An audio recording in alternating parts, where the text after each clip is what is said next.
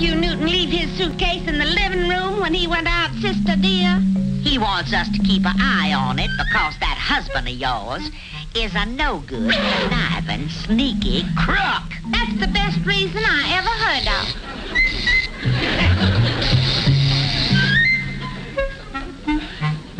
I have a feeling someone's sneaking about. Impossible, sister. The only sneak around here is down at the office.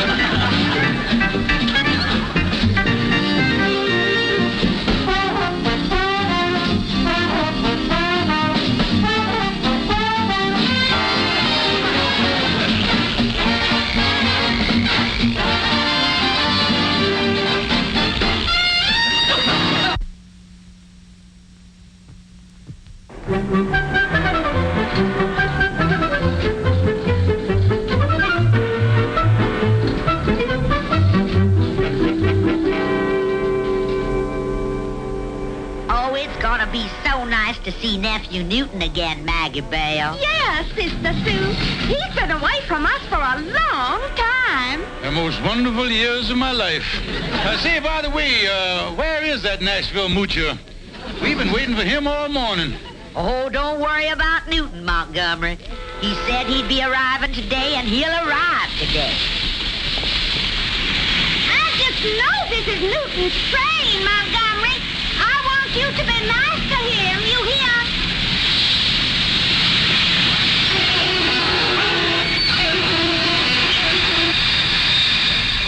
Well, I don't see him getting off. Just be patient. He's bound to be on this train.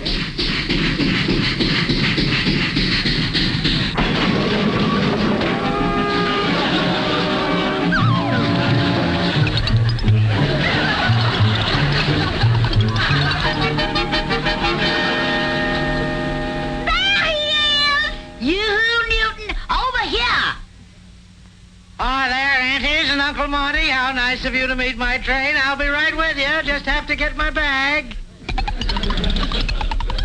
Well, what do you know? Old Newton must have struck it rich down there traveling first class like that. Last time he arrived in town via cattle car. Never mind the cracks, pea-brain. Just go out and call a cab. We'll be along as soon as Newton gets his luggage. Well, au revoir, ladies. It's been a most enjoyable trip.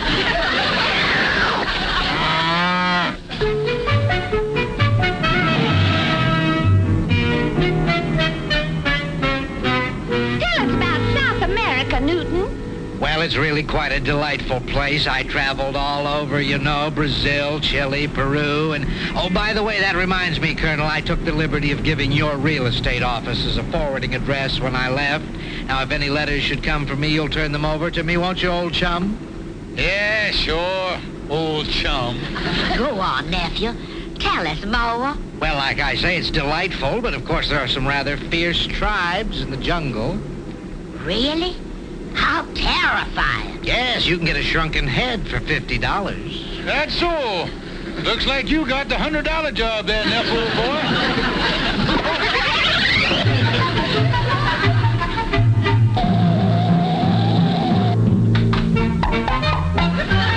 Just stand there, Montgomery. Carry Newton's bag upstairs. Here, Uncle dear, let me take that. It's too heavy for you. Why don't you just take care of the cab? I'll see you upstairs. That'll be $4.95.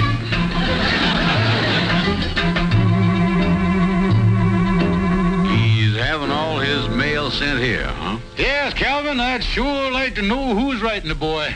Well, you wouldn't tamper with the mail, would you, Colonel? Calvin, a Southern gentleman would never do anything like that. In the whole glorious history of the Clarkson family, there's never been a tamper rap. Yes, things like that make a Southerner tremble with pride.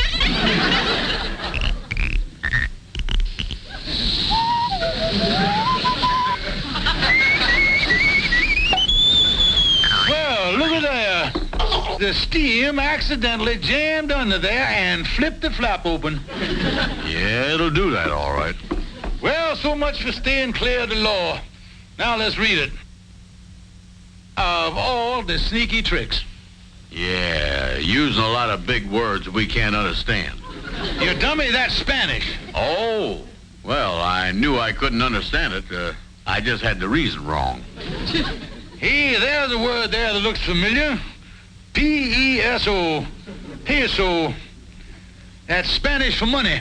You sure? Calvin, that's one word I know in every language. Peso. That's like the great American dollar. Only difference is I think the peso has a picture of the Cisco Kid on it. Just look at the heading on the letter. They got an oil well on there. And let me tell you something, son. In a South American letter, when you find an oil well and the word peso together, you know you're about to eat high on the enchilada. We got to get this thing translated. Yeah. Say, I was just thinking, I know a gal that owns a tortilla parlor down the street. I was engaged to her once. She speaks Spanish. Well, let's go.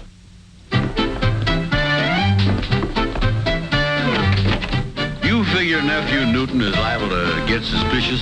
Oh, of course not. Why, the very thought of him getting suspicious of his devoted Uncle Montgomery is completely unbelievable.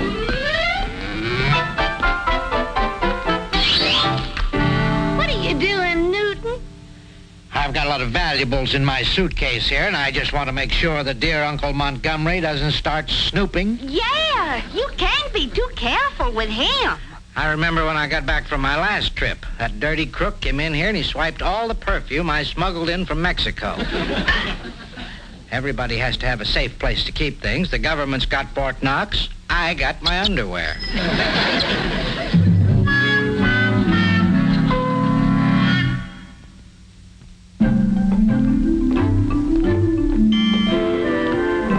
How did do? Calvin Burnside, eres un gran imbécil. ¿Dónde andaste? ¿A dónde fuiste? Cochino morano sin vergüenza.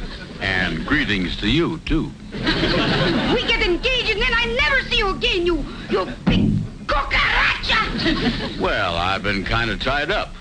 Business, directors' meetings, tax problems, shooting pool, all that stuff. Well, what you want now, fat stiff? Well, ma'am, you see, Oh, I'll just have a taco with all the trimmings. Okay, lover boys, I'm going to trim you good.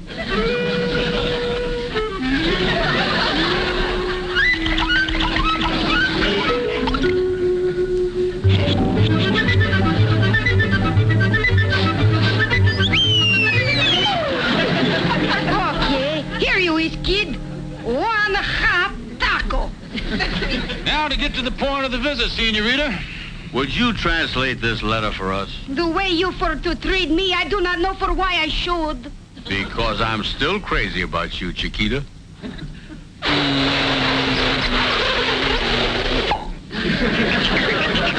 That reminds me, I gotta get my vacuum cleaner fixed. All right, I read it for you.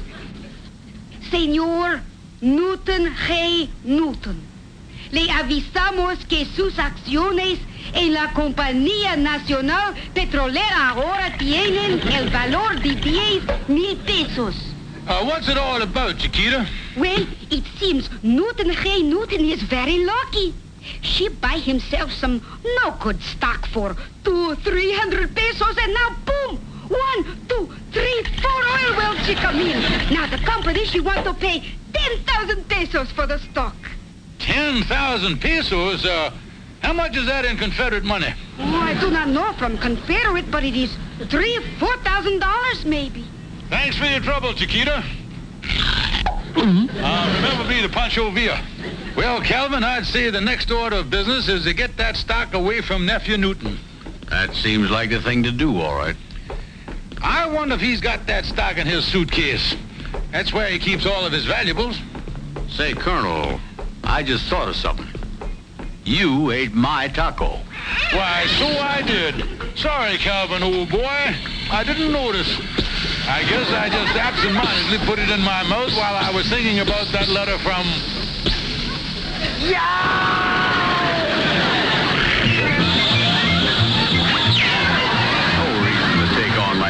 Colonel. It was only a taco.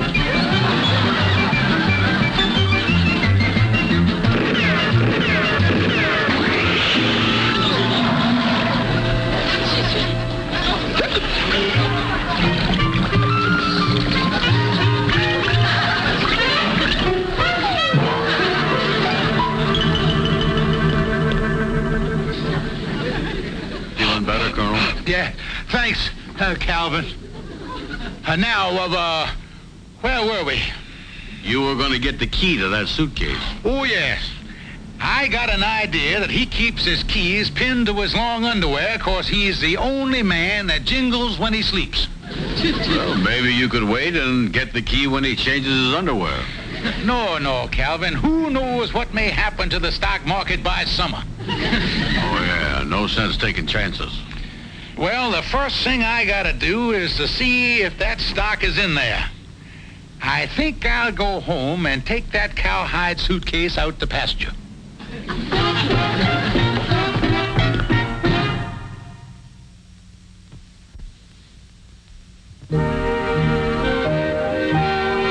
Why did Nephew Newton leave his suitcase in the living room when he went out, sister dear? He wants us to keep an eye on it because that husband of yours is a no-good, conniving, sneaky crook. That's the best reason I ever heard of.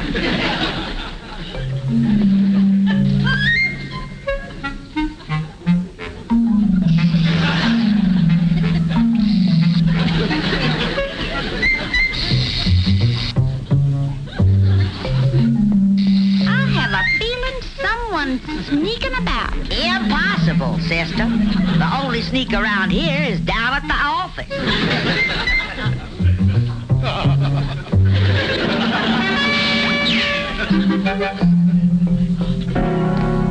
Well, sir, we don't usually take an X-ray unless it's advised by your personal physician. Well, he advised it. You see, they already fluoroscoped me. And now you need an X-ray? Yes, sir. You see, according to the official medical reports on file at Bellevue Hospital, they tell me that my insides look like a pizza that's been rejected. Oh. All right. Step over here, please. Now hold it. Ready?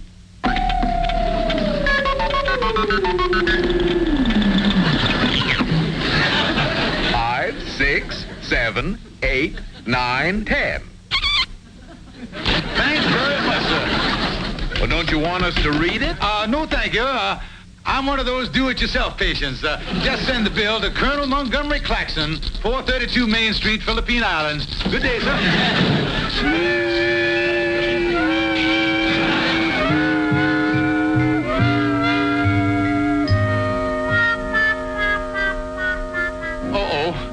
The stuff in the suitcase is superimposed over my stomach. Yeah, we have to figure out what's in your stomach and what's in the suitcase. Mm-hmm. It's hard to tell whether that's a pair of socks with a hole in it or a bursted appendix. Yeah, it will take a little diagnosing.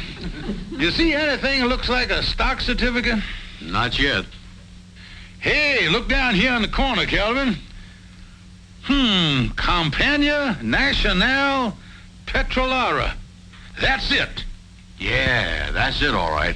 I see it peering at us through your giblets. But how do we get it out of the suitcase without the key? Yeah. You know, the fellow that invented locks sure ruined a lot of deals for us. I know what. I'll put the suitcase back, and then I'll meet you over at Oliver Wendell Clutch's office. What do you want me to do with the X-ray? Hang it up on the wall, son. With the way my arteries weave through my elementary canal there, it kind of reminds me of the Great Lakes region. Please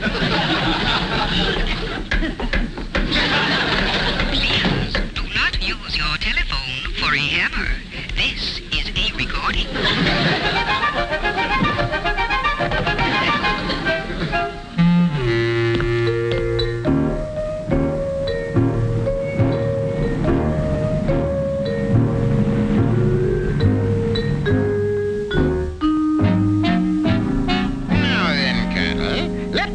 If I comprehend the situation.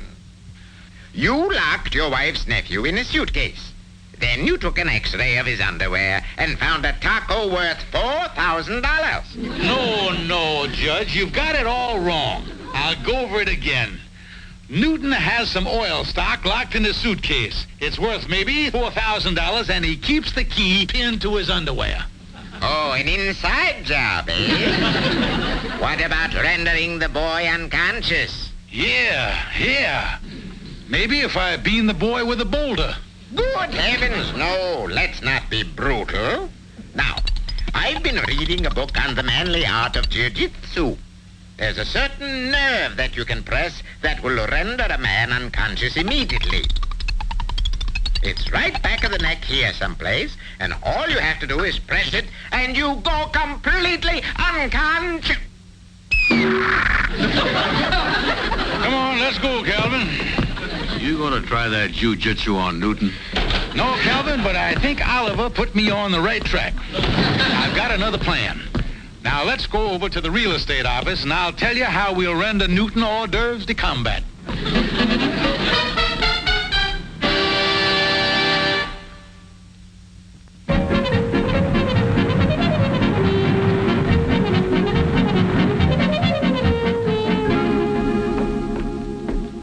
Here we are.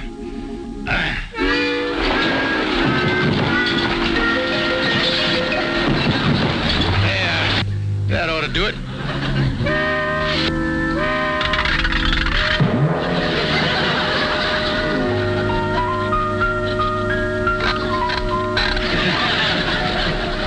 You think this is gonna work, Colonel? Can't miss. Now, step over to the closet, will you? Watch it there, Calvin. You got a little lisp to the starboard there. Straighten up. Come on, son. Now.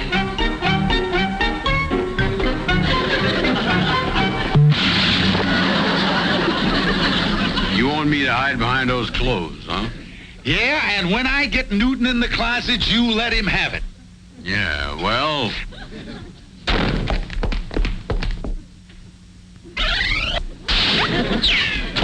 Here comes...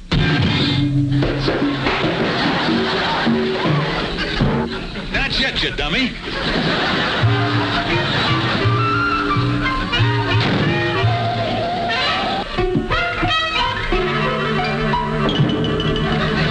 Colonel, you said that you, what are you doing there? What am I doing? I'm meditating.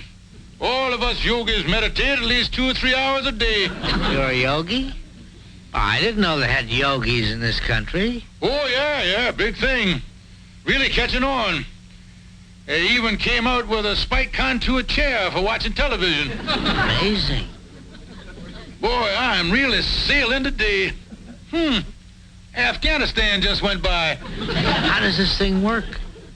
Well, you just sit like this with your eyes closed until a thought hits you. Oh, wonderful experience. I'd sure like to try it. Do you mind if I join you? Join me. Now, look, you can't have 2 yogis sitting around meditating in the same room. It's against the laws of the National Retail Yoga Association. Oh, I didn't know about that. Well, of course, there's no law against you going into that empty closet and meditating in there. Oh, goody. Here, you take this, Newton. Thanks, Colonel. Now, just squat down there on the floor and meditate. You think a thought will hit me? Yeah, you'll be in a trance in no time. Well, here goes. Everything's all set. I say everything's all set.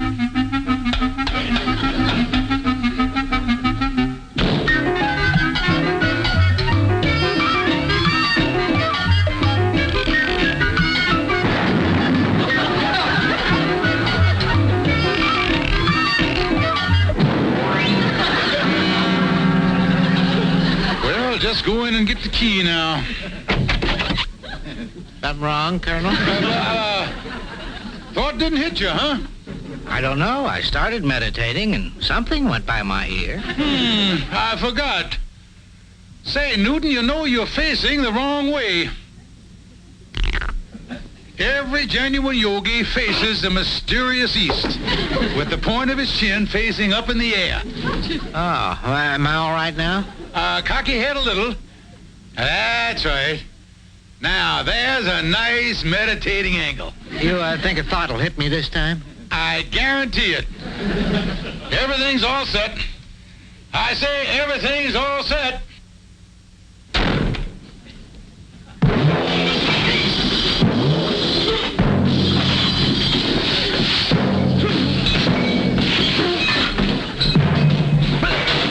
Well, that sounded like a winner. You want something, Colonel? You mean a thought didn't hit you yet? Well, while I was sitting here with my chin up in the air, I felt a thought coming at me from behind those clothes. I didn't feel quite ready for it yet, so I just stepped back and I sort of counterpunched. There's the thought right there.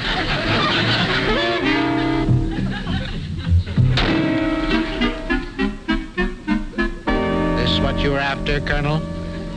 You're wise to the whole operation, aren't you, Newton? The only thing I don't understand is why you wanted it. There's nothing in my suitcase this trip that's worth anything. Except maybe my oil stock. Well, that's what I was after. I was going to pay you for it, but I just didn't want you to go to all the trouble of taking the key off of your underwear and opening your suitcase. You were going to do it for me? Why, Colonel? Because I'm so crazy about you. I love you, nephew, dear. Let's not get sloppy, Colonel. But it so happens that I want to hold on to that stock. I paid $400 for it. They say one of these days they're going to drill an oil well on the property. Then the stock will be worth a lot more. Well, you haven't heard anything. They probably hit a dry hole and the stock is worthless. You must have some inside information. But I'll tell you, I'll sell the stock for $400, no less. I'll give you $250.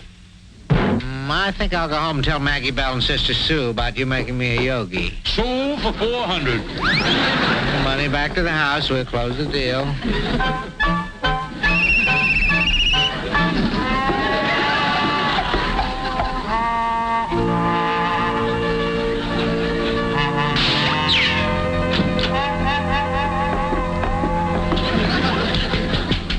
Are you all right now?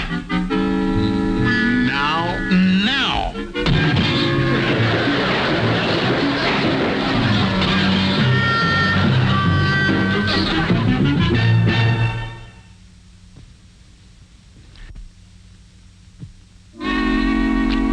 $190, $200. There's my $200, Calvin. You got yours? Right here. 200 on the button. Now, Gunny, it was so sweet of you to give us $5 to go shopping. Well, I always like to have my charming wife and sister-in-law to look up to date. Come on, Maggie Bell.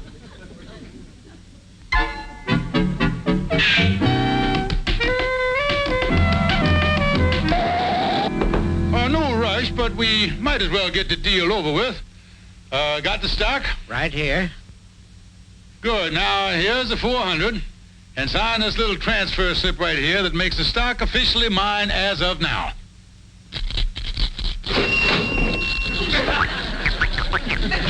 Right.